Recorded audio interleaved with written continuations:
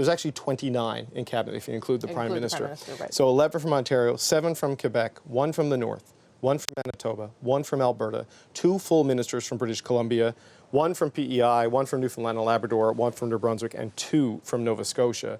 You've got a Secretary of State from Saskatchewan, 3 from British Columbia, 1 from New Brunswick, 2 from Quebec, and 3 from Ontario. I think it's interesting to note where there's repetition, what that tells us about sort of the drums that are being beaten repeatedly here. Internal trade, and then of course there's also international trade. The North, right? I'm responsible for Northern and Arctic affairs. Several MPs who represent cabinet ministers who represent northern parts of their provinces, as well as Rebecca Alty, the former mayor of Yellowknife. We see a sort of pointing towards new ways of doing things. You look at government transformation, as well as the artificial intelligence file. And interestingly, I thought it's striking how much nature, parks, the environment all seem to come up. So perhaps indicating ways in which Mark Carney intends to prioritize particular things in a slightly different way than Justin Trudeau.